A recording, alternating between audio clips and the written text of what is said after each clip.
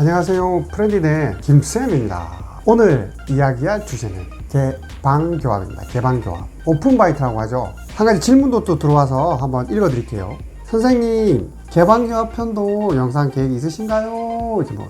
개방교합이 많이 까다롭다던데 제가 지금 교정 중이거든요. 어떤 이유에서 교정이 어렵고 왜 재발이 잘 된다고 하는 건지. 누가 이딴 소리 하지? 개방교합 누가 어렵다고 그래요? 절대 그렇지 않아요. 우리 치과 옆에 치과 다 할 줄 아는데 이렇게 얘기하면 거의 돌 맞겠죠. 질문 잘 해주셨어요. 굉장히 수준 높은 질문입니다. 근데 사실 마음이 무겁고 힘든 이유는 뭐냐면 이것을 어떻게 여러분들이 알기 쉽게 설명해야 될지 그게 참 힘든 것 같네요. 일단 제가 준비를 했으니까 한번 들어봐 주십시오.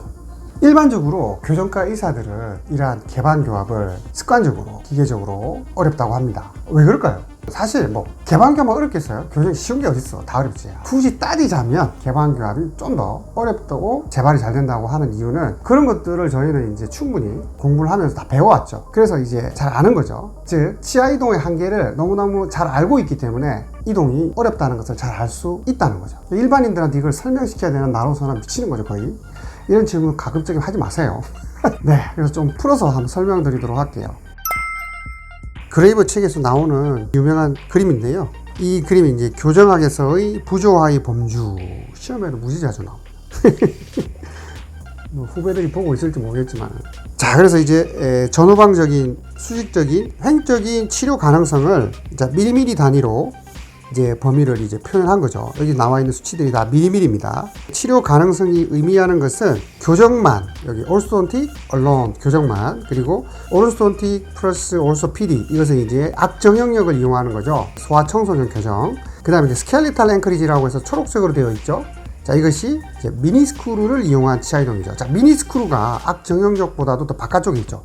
그래서 훨씬 더 교정의 치아 이동 범주를 더 확대시켰습니다.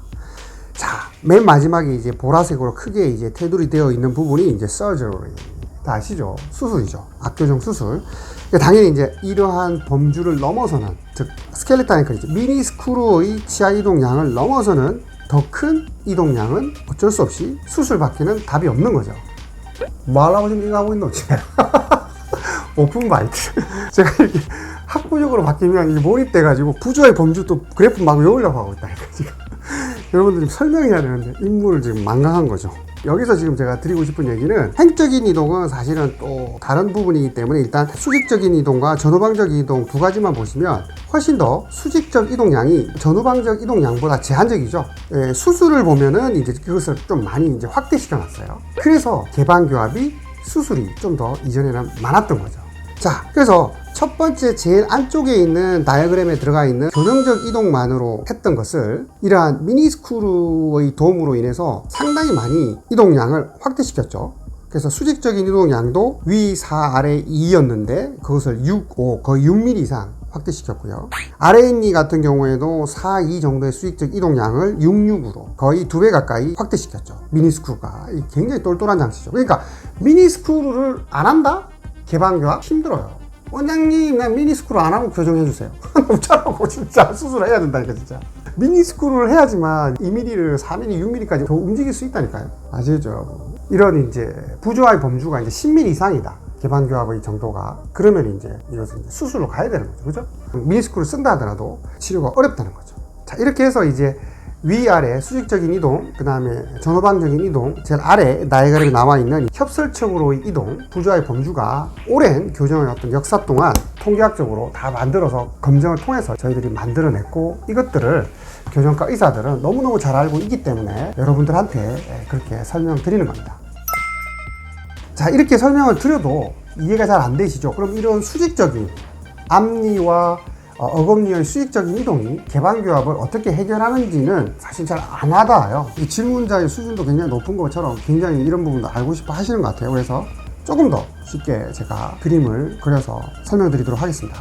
첫 번째는 개방교합과 어금니, 앞니와의 관계에 대해서 제가 설명드려 볼게요. 자, 그림에서 보시는 것처럼 앞니의 라인과 위쪽과 그 다음 아래쪽 그리고 어금니 라인을 이렇게 직선으로 제가 표시를 해봤습니다. 그러니까 계단 형태로 되어 있죠. 자, 이러한 계단 형태, 즉 앞부분에서의 빈 공간을 줄여야 된다는 얘기예요. 그래서 위쪽 앞니는 아래로 내려야 되고 아래 앞니는 올려야 되겠죠. 어금니 같은 경우에는 위로 올리고 아래는 내려야지만 이 라인이 일직선이 된다는 거예요.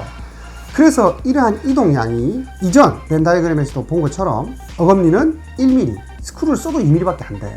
그 다음 앞니는 조금 더 많이 이제 이동할 수 있지만 실제로 앞니를 너무 내리거나 올리는 것은 스마일 라인과 연관이 있고 그것은 조금 뒤에 설명드릴게요. 그래서 이제 어금니를 수직적으로 조절하는 것이 굉장히 중요하다.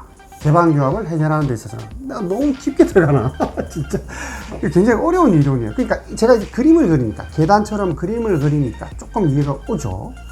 그래서 이러한 어금니를 들어 올리는 치료 행위를 미니스크루 때문에 가능하게 된 거죠.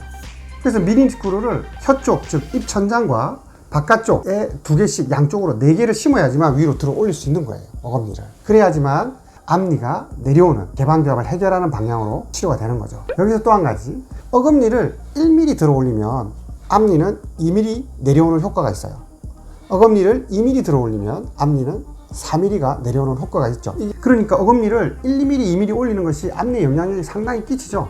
앞니를 4mm 내리는 것보다 어금니를 2mm 올리면 훨씬 작게 이동시키는 거잖아. 안 그렇습니까?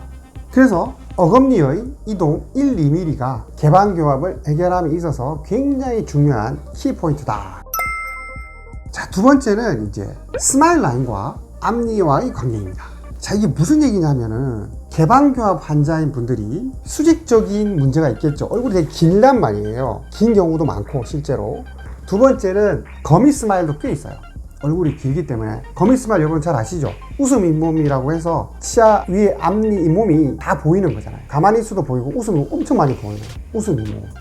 자, 이러한 것들을 조절하기 위해서 앞니를 무작정 내리는 것이 더 힘들다는 거죠. 앞니를 얼굴이 긴 상태에서 내리면요, 잇몸이 더 많이 보이는 거죠. 이거 진짜 이렇게 할 수가 없거든요. 그런데 이론적으로는 개방교합, 자, 얼굴을 생각지 않으면 개방교합은 윗니는 내려야 되죠, 아랫니는 올려야 되죠. 거미 스마일 어떻게 돼요? 거미 스마일 엄청나게 더 악화돼요. 거미 스마일이 있는 경우에는 스마일 라인과 연관이 되어서 이쪽의 앞니를 내리거나 올리거나를 결정하는 거지, 이 개방교합을 위해서 우리가 이 앞니를 특히 조절하는 데 있어서는 특히 더 신중하다. 그것은 뭐와 관계 있다? 스마일 라인과 관계가 있다. 그 스마일 라인 범주 내에 속하는 것이 이제 거미 스마일, 웃음 잇몸 뭐 이런. 그래서 이제 거미 스마일이 있는 경우에는, 자, 그럼 어떻게 해결해야 돼요? 얘를 못 내린단 말이에요. 개방교합이 있다 하더라도. 그럼 어떻게 해요? 못 내리니까 위로 올려야 되겠어요, 앞니를. 그러니까 어금니를 올리는 양을 실제 1mm, 2mm보다 최대치로 하는 거죠. 위에 2mm, 아래 2mm. 그래야지만 얘가 그대로 있어도 되거나 아니면 혹은 더 올릴 수 있죠. 자, 그럼에도 불구하고 거미 스마일이 너무 심해. 어금니를 올릴 수 있는 미니스크를 이용해서 올릴 수 있는 양이 정해져 있어. 앞니 닫을 수 있는 공간이 8mm 맥시멈이죠. 더 이상 힘들죠. 제가 이렇게 숫자로 얘기하기 너무 힘들지 않나요? 죄송해요. 어떻게 설명해야 되지? 아무튼 아시는 분 아시는 대로 모시면 넘어가겠습니다. 아무튼 이렇게 힘들어. 더 이상 안 돼. 그러니까 어떻게 해요? 의사 선생님들이 이거는 부조화의 범주를 넘어가니까 수술밖에는 답이 없습니다. 미니스크루를 이용하더라도 이까지 다 해결되기는 힘듭니다. 또는 거미 스마일을 좀 남겨둔 채로 비수술로 교정할 수 있습니다. 이런 얘기를 드린다는 겁니다. 마지막으로 오버크렉션에 대한 이 얘기를 조금 더 드려볼게요. 이 오버크렉션이라고 해서는 과교정인데요. 교정은 재발, 즉 다시 원래대로 돌아가려고 하는 성질이 있다는 것은 기본적으로 여러분도 아시잖아요. 그러니까 조금 더 많이 이동을 하는 거죠. 개방교합이 있는 환자를 이렇게 정상적으로 1, 2mm 정도 덮는 관계로 끝내지 않습니다. 조금 더 깊게 맞물리게 끝내야지만 다시 재발되어서 오는 것을 우리가 막아주는 거죠. 수술도 마찬가지예요. 수술도 과하게 수술을 하는 거죠. 약간은. 그래서 턱뼈를 위아래로 잘라서 개방교합을 해결시키기 위해서 이렇게 끝내는 것이 아니라 좀 더 깊게 맞물리게 수술을 한다는 거예요. 그래야지만 수술 후 재발에 대한 문제도 해결할 수 있기 때문이죠.